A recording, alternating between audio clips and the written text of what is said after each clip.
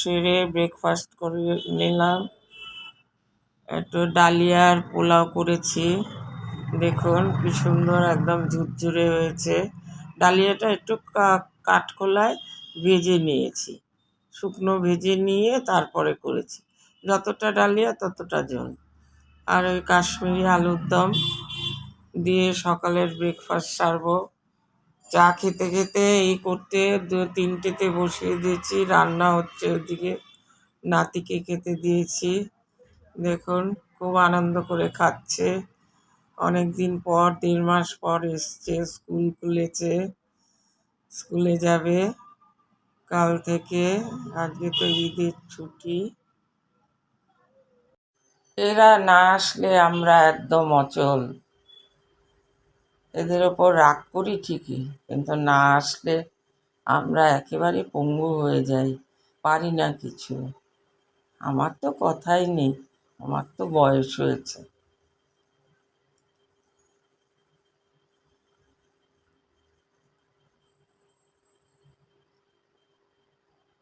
সত্যবতীর বাবা কি বললো? সত্যবতীর বাবা বলল, আমার একটা শর্ত আছে। আমার একটা শর্ত আছে। শর্তটা হচ্ছে তাদের যে সন্তান হবে তাকে রাজা হতে হবে।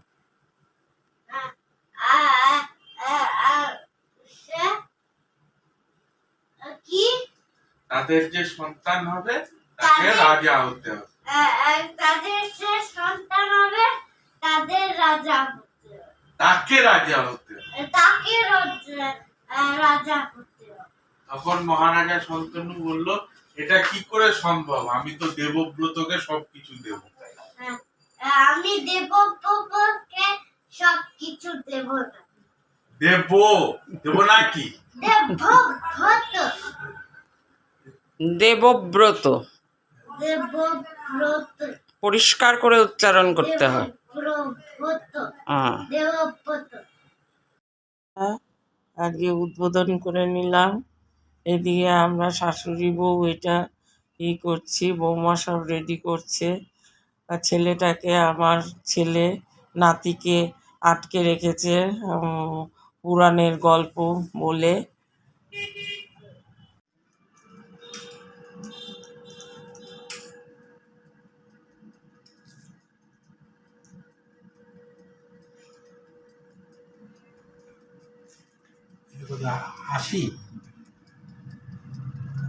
আশিতে দিছি। হ্যাঁ, সবচেয়ে লোয়েস্টে দিয়ে দেখি, সবচেয়ে lowest time, lowest heat. First time দেখে দাঁড়ায়। এদিকে বৌমা ওটা বসিয়ে দিয়ে নাতিকে খাইয়ে দিচ্ছে, আমি ওটা খেয়াল রাখছি। ফার্স্টে আলু দিয়ে উদ্বোধন করলাম, কারণ অপারেটটা ভালোভাবে জানি না তো, এত দুষ্টামি করে, ওকে আটকে রেখেছে, তখন ওটা বসানো হয়েছে। তো প্রথমবারে আলু ভালোই হয়েছে, তেল ছাড়া। আমি চান করতে চলে গেলাম, আর বৌমা ওদের খেতে দিয়ে দিল।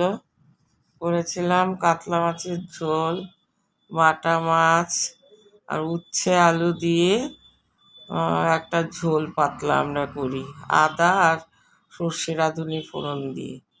আর ওই দেখুন আলু ভাজাগুলো হয়েছে এয়ার ফ্রায়ারে, বার করার সঙ্গে সঙ্গে খাওয়া হয়েছে। আগে কোনটা খাবে, বাটা মাছ খাবে না কাতলা মাছ? যেটা আগে দেবে।